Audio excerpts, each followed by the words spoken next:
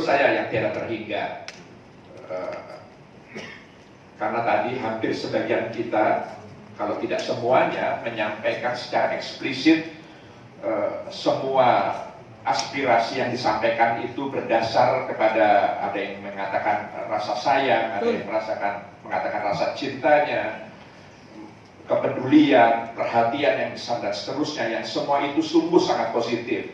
Jadi kehadiran Bapak Ibu sekalian pada siang hari ini adalah wujud bentuk kepedulian yang luar biasa, tidak hanya bagi kami di Kementerian Agama ini, bahkan lebih besar bagi umat Islam di negara yang sangat dikenal sangat agamis, yang sangat religius ini. Jadi sekali lagi saya mengucapkan terima kasih yang tidak terhingga, apresiasi saya yang sebesar-besarnya atas rasa cinta, rasa kasih sayang yang melandasi Bapak Ibu sekalian. Jadi sejujurnya saya tidak ada semacam luka dengan kerasnya tadi Ustadz Fikri bilang bahwa ini sebenarnya yang masih lunak di antara, karena saya menyadari betul semuanya itu adalah ekspresi dari perhatian yang sangat besar kepada kami, kasih sayang dan rasa cinta tadi itu. Rasa cinta. Yang kedua,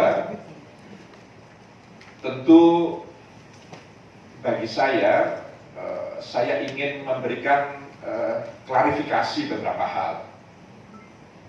Pertama adalah, atau begini, sebaiknya saya cerita saja latar belakang kenapa ini muncul begitu, supaya kita punya pemahaman yang mudah-mudahan bisa lebih memberikan pemahaman yang lebih utuh, setidaknya dari sudut pandang kami mengapa lalu kemudian ketentuan yang pernah beredar tahun 1978 lalu kemudian kok sekarang muncul lagi gitu.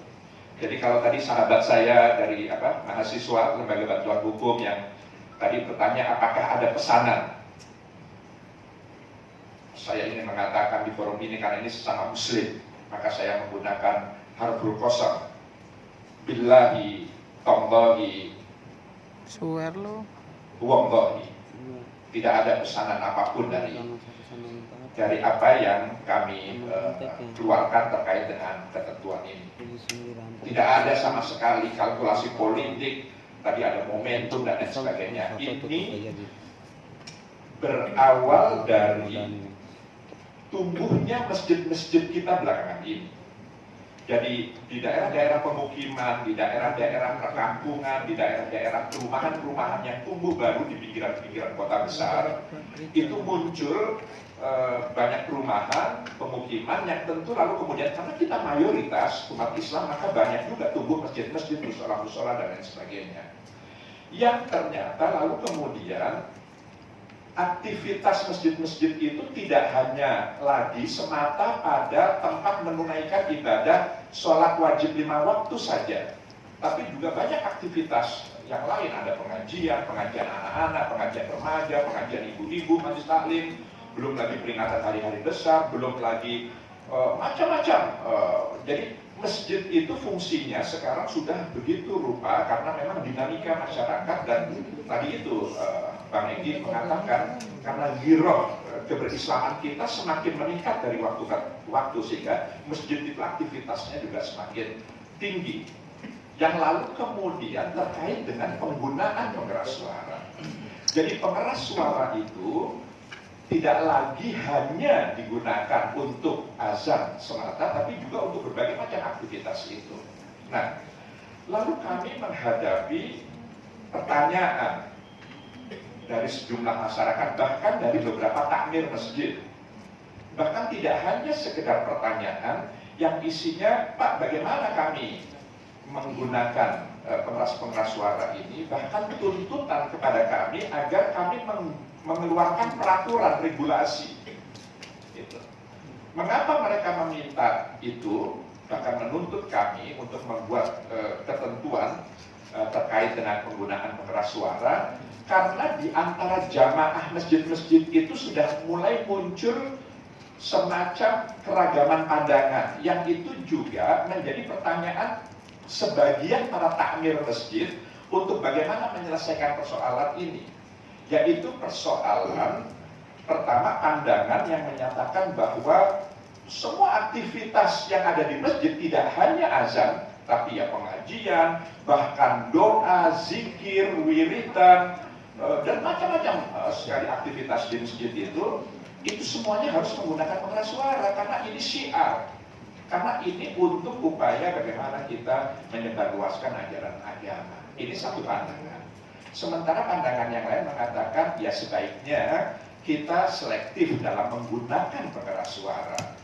Karena tadi itu daerah pemukiman ini macam-macam lingkungannya, dan di antara aktivitas yang ada di sekitar masjid-masjid dan musola-musola itu juga punya aktivitas yang beragam, yang tentu jam kerjanya, jam istirahatnya dan seterusnya itu juga berbeda-beda, sehingga sebaiknya selektif saja mana yang memang betul-betul perlu, mana yang tidak. Nah, inilah keragaman pandangan inilah yang juga menyebabkan sebagian, tentu tidak semua, sebagian takmir masjid-masjid kita, juga sebagian masjid, tentu tidak semua masjid, karena di Jakarta dan di kota-kota besar lain itu masjid banyak sekali tumbuh yang baru. Itu lalu menanyakan ke kami. Jadi Bapak Ibu sekalian yang saya muliakan, kami di Kementerian Agama tentu berada pada posisi yang tidak sederhana. Kami tidak bisa memaksakan, mengeluarkan sebuah ketentuan yang sifatnya memaksa agar semua umat beragama menjalani apa yang dikeluarkan oleh pemerintah. Karena kita bukan negara agama formal tertentu, begitu yang misalnya untuk mengawali kapan awal Ramadan, kapan awal Syawal, akhir Ramadan. Itulah kenapa kami mengadakan sidang isbat. Tapi hasil penetapan kapan satu Ramadan, kapan satu Syawal itu tidak bisa memaksa semua umat untuk tunduk kepada ketetapan isbatnya pemerintah negara, karena setiap umat beragama punya caranya tersendiri untuk menentukan itu. Ada metode hisab, ada ru'yah dan seterusnya. Tapi juga pemerintah negara ini tidak boleh tinggal diam ketika ada warga negaranya terkait dengan umat beragama yang ingin mendapatkan tuntunan pedoman bagaimana terhadap sebuah perkara ini, lalu kami bagaimana menyikapinya. Itulah kenapa Kementerian Agama ini dilahirkan. Jadi fungsi kami di Kementerian Agama adalah memfasilitasi, yaitu menyediakan bagi yang membutuhkan. Jadi yang kami fasilitasi tentunya yang membutuhkan, karena kami tidak bisa memaksa semua orang harus tunduk dengan apa yang kami keluarkan. Dan itulah sejarah dari Kementerian Agama. Misalnya terkait dengan zakat, terkait dengan haji, dan banyak hal, termasuk juga puasa seperti yang tadi kan. Nah, ini juga terjadi pada aspek penggunaan pengeras suara. Jadi mohon dengan segala kerendahan hati kami, mohon kepada Bapak Ibu sekalian untuk bisa mencermati apa isi dari instruksi yang dulu pernah dikeluarkan pada tahun 1978 itu, 1978. Sama sekali tidak ada larangan azan. Tidak ada satu pasal atau ayat pun norma ketentuan dalam bunyi baik instruksi Dirjen yang 1978 maupun lampirannya yang sangat rinci mengatur itu semua. Dan ini sudah kami bagikan, mohon juga bisa dicermati. Tidak ada satu pun norma yang pertama melarang azan sama sekali. Bahkan ini sekedar untuk memberikan penjelasan, mudah-mudahan bisa lebih utuh. Di sini dinyatakan pada halaman 4 lampiran itu butir 5, pada halaman 4 pada lampiran butir 5 mengatakan bahwa dari tuntunan Nabi, suara azan sebagai tanda masuknya sholat memang harus ditinggikan. Ini itu jelas. Dan karena itu penggunaan pengeras suara untuknya adalah tidak dapat diperdebatkan. Itu sangat jelas sekali. Dan karena itu penggunaan pengeras suara untuknya, maksudnya untuk azan tadi itu adalah tidak dapat diperdebatkan. Karena itu tanda masuknya sholat yang memang harus ditinggikan. Itu clear, sangat jelas. Jadi ketentuan ini sama sekali tidak melarang azan, itu yang pertama. Yang kedua, sama sekali tidak mengatur volume azan. Tinggi rendahnya suara azan sama sekali tidak ada pasal yang mengatur ini. Jadi Bapak Ibu sekalian, dengan segala kerendahan hati saya ingin mengingatkan kita semua bahwa instruksi Dirjen ini tentangnya adalah tentang tuntunan penggunaan pengeras suara. Tuntunan ini Bang Edi ini jagonya karena beliau ahli hukum. Ini sebenarnya ini bukan produk hukum dalam pengertian regulasi. Karena ini tuntunan, ini bukan peraturan undang-undang sudah pasti bukan, PP juga bukan, Perpres juga bukan, Perda juga bukan, peraturan menteri juga bukan. Ini semata tuntunan yang dalam isinya sama sekali tidak ada sanksi sama sekali. Setiap peraturan regulasi itu pasti ada sanksi, di mana yang tidak melaksanakan atau yang menyimpangi, melanggar ketentuan itu tentu dikenakan sanksi. Ini sama sekali tidak ada sanksi karena memang ini bukan produk hukum dalam pengertian formal hukum dalam pengertian yang regulasi itu. Bahkan di akhir lampiran ini dinyatakan bahwa di halaman 7 itu pada lampiran di sini dinyatakan bahwa pada umumnya ketentuan yang ketat ini berlaku untuk kota-kota besar, yaitu ibu kota negara, ibu kota provinsi, dan ibu kota kabupaten kota, yakni di mana penduduk aneka warna agama dan kebangsaan, aneka warna dalam jam kerja dan keperluan bekerja tenang di rumah lain-lain. Lalu poin yang kedua, ini yang penting, untuk masjid, langgar atau musola di desa-desa, di kampung-kampung, dimanapun yang pemakaiannya terkait dengan ketentuan ini dapat lebih longgar dengan memperhatikan tanggapan dan reaksi masyarakat. Jadi sebenarnya ini longgar sekali. Karena judulnya adalah tuntunan, maka ini adalah semacam panduan, pedoman bagi yang memerlukan, bagi yang meminta tadi itu. Bagaimana yang tidak meminta, yang tidak ada masalah, masjid yang lingkungan masyarakatnya tidak mempersoalkan, tidak ada ini, ya menurut hemat saya ya tidak perlu menggunakan ini, Bang Egi. Jadi ini sama sekali tidak mengikat sebenarnya. Jadi pedoman itu dibuat bagi yang memerlukan. Bagi yang tidak memerlukan, ya sudah, artinya tidak ada masalah. Jadi ini ketika ada masalah di antara warga yang ada di sekitar itu, ada persoalan, kami menyajikan ini loh tuntunannya. Dan tuntunan ini sama sekali tidak mengikat karena dia bukan produk hukum, tidak ada sanksi di situ. Jadi agama itu kami sadar betul bahwa agama itu tidak bisa dipaksakan. Agama itu ya dipersuasi dengan baik-baik, ditawarkan bagi yang menginginkan. Jadi inilah penjelasan kami. Misalnya ada beberapa, ini karena waktunya ya, jadi saya hanya mengangkat beberapa poin-poin saja. Misalnya terkait dengan tadi itu, penggunaan pengeras suara ke dalam dan keluar. Bagaimana untuk pengajian, majelis taklim dan lain sebagainya, termasuk kuliah subuh.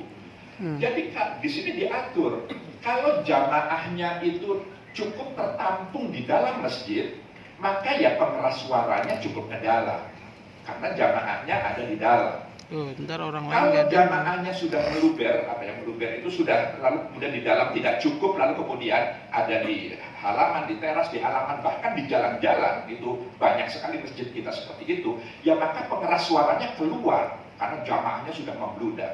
Jadi ini sebenarnya aturan yang sangat fleksibel, yang lentur begitu, sesuai dengan konteks situasi dan kondisi yang dihadapi. Jadi sekali lagi, mohon jangan salah paham, sama sekali kami di Kementerian Agama tidak ada niat sedikit pun untuk, ya kami ini muslim, sejelek-jeleknya kami, jajaran kami ini, yang mungkin kami muslim yang masih belum taat sepenuhnya, tapi sama sekali tidak ada keinginan sekecil pun untuk apalagi melarang azan, sesuatu yang tidak mungkin lah kami lakukan. Jadi ini adalah pengaturan yang lalu kemudian kita dapatkan setelah kita melakukan kajian oh ternyata tahun 78 ada ketentuan seperti ini yang boleh jadi masih relevan, masih cocok dengan sebagian masyarakat yang ingin mendapatkan semacam pedoman atau tuntunan ini. Ini kemudian Pak Dirjen yang sekarang atas persetujuan saya, tentu jadi ini sama sekali bukan tindakan dia sendiri, kami berkonsultasi, dia berkonsultasi ke saya, lalu kemudian mengeluarkan surat edaran yang sekali lagi itu ditujukan hanya untuk internal Kementerian Agama. Karena yang kami alami itu tidak hanya dialami oleh kami, juga sejumlah kanwil di sejumlah provinsi, karena kota-kota besar ini kan berkembang tidak hanya di Jakarta di sini saja, di kota-kota besar yang lain, sehingga supaya ada acuan atau pedoman atau tuntunan yang sama bagaimana menyikapi persoalan-persoalan itu, maka lalu kemudian Saudara Dirjen memberikan surat edaran kepada sejumlah kakanwil, kantor wilayah Kementerian Agama di provinsi-provinsi, lalu kepada kepala bidang, kepada kasih, para penyuluh-penyuluh agama, yang sekali lagi ini sifatnya tuntunan. Jadi sama sekali bukan peraturan dalam pengertian yang mengikat, yang kalau tidak dilaksanakan itu berimplikasi hukum, yaitu jatuhnya sanksi. Sama sekali bukan itu.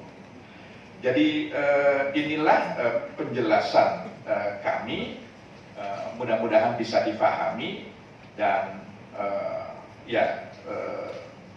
ini sejauh ini akan terus kita evaluasi, Pak Ustadz Fikri.